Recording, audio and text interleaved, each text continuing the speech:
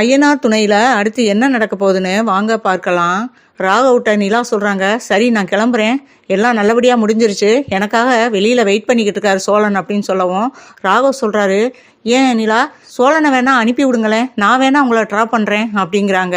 இல்ல இல்ல, எனக்காக ரொம்ப நேரம் வெயிட் பண்ணிக்கிட்டு இருக்காரு, நான் அவரோட போறேன் அப்படின்னு சொல்லிட்டு கிளம்பி வர்றாங்க. அவங்க அப்படி மூஞ்சில அடிச்ச மாதிரி பதில் சொல்லிட்டு கிளம்பவும் ராகவுக்கு மூஞ்சியே சரியில்லை. இதை கவனிச்சுக்கிட்டு இருந்த முருகன் வந்து கேட்குறாரு, என்ன ராகவ், உங்களை அவாய்ட் பண்ணிட்டு போகவும் ஏன் உங்களுக்கு மூஞ்சி இப்படி போகுது, நீங்கள் எதுவும் நிலாவை லவ் பண்ணுறீங்களா அப்படின்னு முருகன் கேட்கவும், அது வந்து அப்படின்னவும் உங்கள் மூஞ்சிலே தெரியுதே அப்படின்னு சொல்லவும், ஆமாம் நான் வந்து நிலாவை லவ் பண்ணுறேன் அப்படிங்கிறாப்புல. ஆனால் என்னன்னே தெரியல முருகன், நான் கூப்பிட்ற விட்டம்லாம் வந்து அவாய்ட் பண்ணிக்கிட்டே இருக்கா, ஒருவேளை சோழனை விரும்புகிறாளா என்னன்றது எனக்கு தெரியல அப்படின்னு சொல்லவும், அப்படி மட்டும் இருந்தா அதை இந்த ஜென்மத்தில் அவங்க ரெண்டு பேர்த்தையும் ஒன்று சேர விட மாட்டேன் அப்படின்னு ராகவ் வந்து வில்லத்தனமா பேசுறாரு. ராகவ், நீங்களும் அப்படி பேசுறீங்க, நீங்க எதுக்குமே வந்து கோவப்படாத ஆளு, இந்த விஷயத்துக்கு ஏன் இவ்வளவு சீரியஸா வில்லத்தனமா பேசுறீங்க அப்படின்னு சொல்லிட்டு முருகன் கேட்க, இல்ல முருகன், நான் சின்ன வயசுல இருந்து எதை ஆசைப்பட்டனோ அதை வந்து அடையாம விட மாட்டேன்.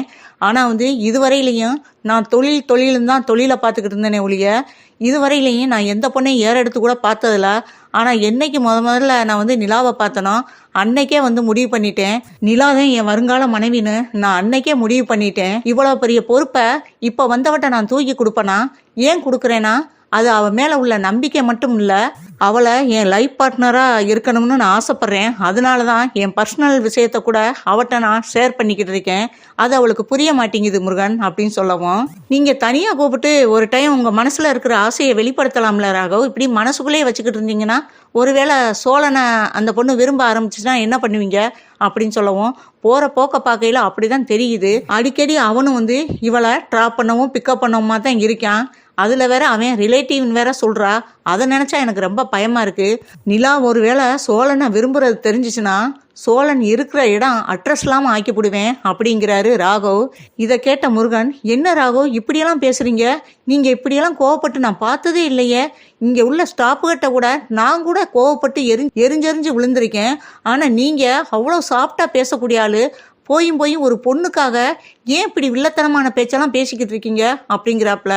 முருகன், உங்களுக்கு வேணா அவ ஒரு பொண்ணா தெரியலாம், எனக்கு அவ என் பொண்டாட்டியா தெரிகிறா, அப்படி இருக்கையில நான் எப்படி இன்னொருத்தனுக்கு விட்டு கொடுக்க முடியும் அப்படின்னு ராகவ் ரொம்பவே படபடன்னு பேசுறாரு. அதுக்கு முருகன் சொல்றாரு, சரி உங்க பேச்சுக்கே நான் வர்றேன், நீங்க இந்த அளவுக்கு நிலாவை மனசுல நினைக்கையில நீங்க ஒரு நாளைக்கு வம்பாவது வெளியே கூட்டிட்டு போய் உங்க மனசுல இருக்கிறத பட்டுன்னு போட்டு உடைச்சா தானே அவங்க மனசுல என்ன இருக்குன்றது தெரியும் அப்படின்னு முருகன் சொல்றாரு.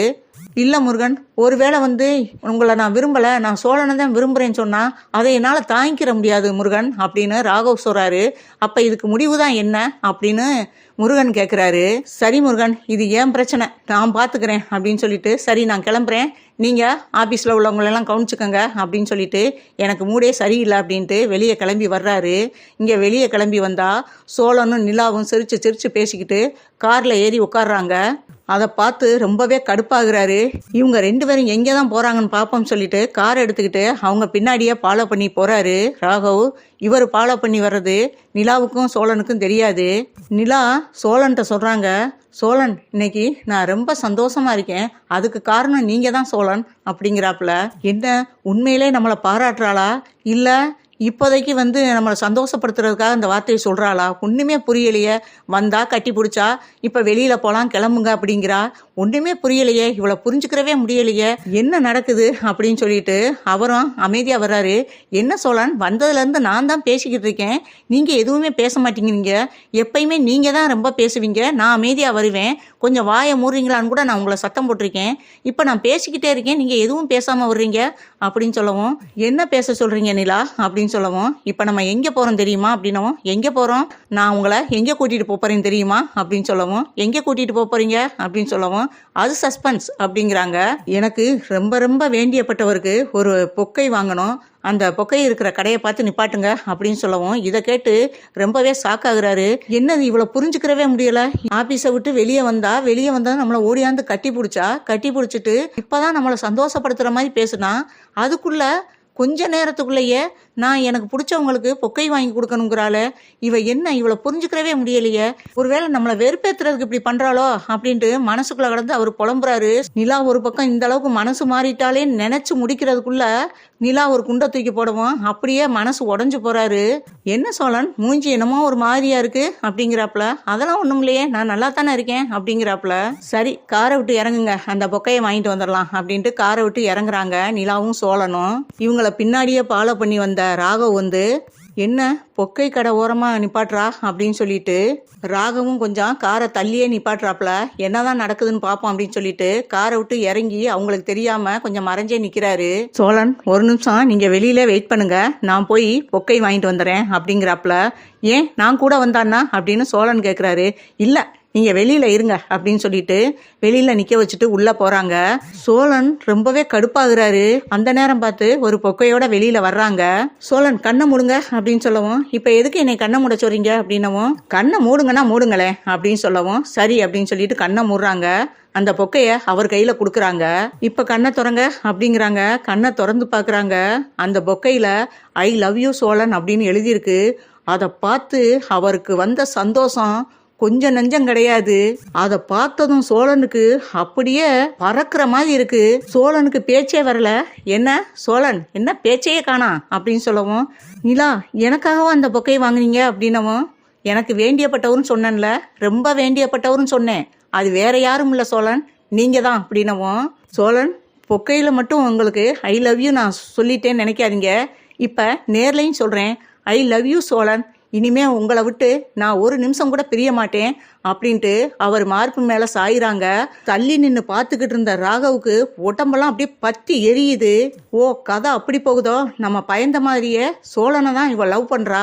இனிமேலும் நிலாவை விட்டு வைக்க கூடாது, நிலாவை விட்டு வச்சோம்னா அவன் ஒய்ப்பா போயிடுவா. அதனால நிலாவை நம்ம ஒய்ப்பா ஆக்கணும்னா நம்ம எப்படியாவது நம்ம வழிக்கு நிலாவை கொண்டு வரணும் அப்படின்ட்டு வில்லத்தனமா முடிவெடுக்கிறாரு ராகவ். சோழன் மனசுக்குள்ள நினைக்கிறாரு, இவ்வளவு சீக்கிரம் நம்மகிட்ட ஐ லவ் யூ சொல்லுவான்னு நம்ம எதிர்பார்க்கவே இல்லை. சோழா நீ அதிர்ஷ்டசாலிடா அப்படின்னு சொல்லிட்டு மனசுக்குள்ள ரொம்ப சந்தோஷப்பட்டுக்கிட்டு இருக்காரு.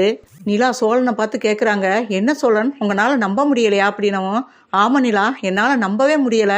எப்படி நம்ப முடியும், என்னட்ட சிரிச்சே பேச மாட்டீங்க, என்கிட்ட பேசுற விட்டோம்னா கடுகடுன்னு தான் பேசுவீங்க, இன்னைக்கு டோட்டலாகவே மாறி இருக்கீங்களே, அதுவும் ஐ லவ் யூ சொல்கிற அளவுக்கு வந்திருக்கீங்க, அதை நினைக்கையில இது கனவா நிஜமான்னு கூட தெரியல நிலா அப்படிங்கிறாரு. இன்னும் உங்களுக்கு நிறைய சர்ப்ரைஸ் இருக்கு அப்படின்னவும், என்ன சொல்றீங்க நிலா அப்படின்னு கேட்குறாப்புல. இனிமே வாங்க போங்கலாம் கூப்பிட வேணாம், வா போனே கூப்பிடுங்க அப்படின்னு சொல்றாப்புல. இங்க பாருங்க சோழன், இன்னைக்கு பீச்சுக்கு போறோம், பீச்சில் கொஞ்ச நேரம் உட்காந்துட்டு அதுக்கப்புறம் பெரிய ஹோட்டலுக்கு போறோம், உங்களுக்கு பிடிச்சத நான் வாங்கி கொடுக்க போறேன் அப்படிங்கிறாங்க. நிலாவை பார்த்து சோழன் கேட்குறாரு, நிலா இப்படியே கடைசி வரையும் இருப்பீங்கல்ல, இடையில மனசு மாறிட மாட்டீங்களே அப்படின்னு சொல்லவும் சிரிக்க ஆரம்பிச்சுறாங்க. என்ன சோழன் பயப்படுறீங்களா அப்படின்னவும், ஆமா நீங்க எந்த நேரத்துல எப்படி மாறுவீங்கன்னு தெரியாது, அதனால உங்களை நினைச்சு கொஞ்சம் பயமாவும் இருக்கு அப்படின்னு சொல்லவும், இப்பதானே வா போன்னு சொல்லுங்கன்னு சொன்னேன், அதுக்குள்ள மறுபடியும் வாங்க போங்கங்கிறீங்க அப்படின்னு சொல்லவும், சாரி நிலா இனிமே உன்னைய வா போனே கூப்பிடுறேன் அப்படிங்கிறாங்க. அப்படி அப்படிங்கிறாங்க.